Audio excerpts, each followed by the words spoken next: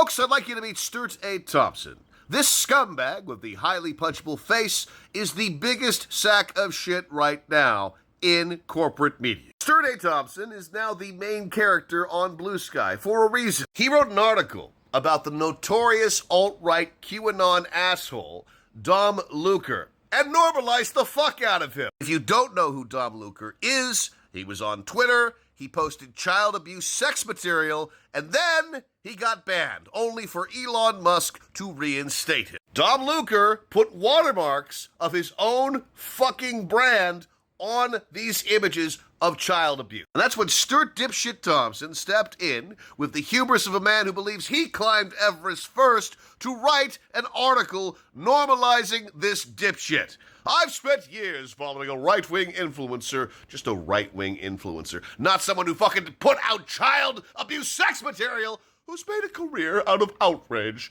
I wanted to understand why he does it. Oh yes, because Nazis, they're just like us. When does his career look like? His income? Well, here's what I found. You read this fucking story and you can almost hear Stuart Thompson playing the fucking violin for Dom Luker.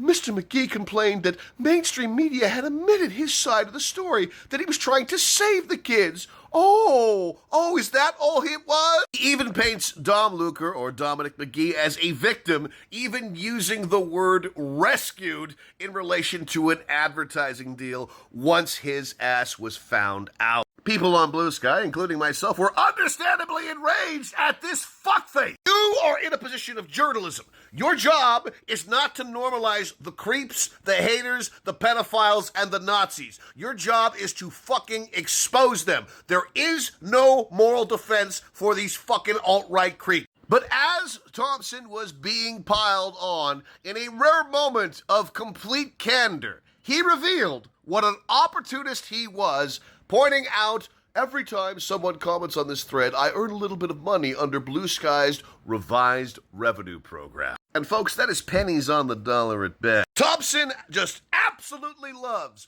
profiting off of this kind of nonsense, where he normalizes a notorious alt-right troll who distributes child abuse sex material onto social media. And when he gets rightful pushback, he brags about profiting mere pennies on the fucking dollar. In a condign world, this man would be shit-canned immediately, because this is completely unethical journalism.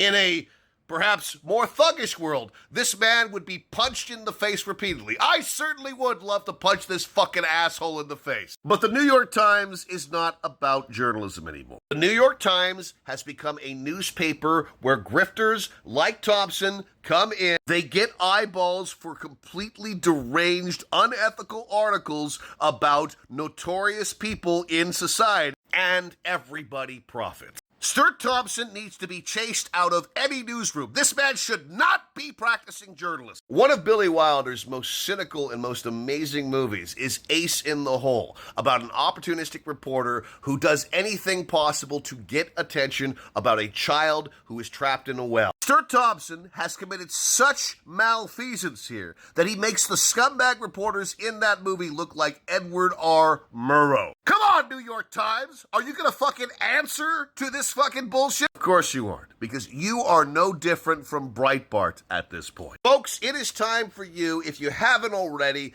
to not give the New York Times 1 penny. Wordle is not that great, okay? I know you all fucking go to there for Wordle, but when you do that, you are complicit in supporting this kind of bullshit. So put down the Wordle crack pipe. I'm serious. You cannot support the New York Times as long as they do shit like this.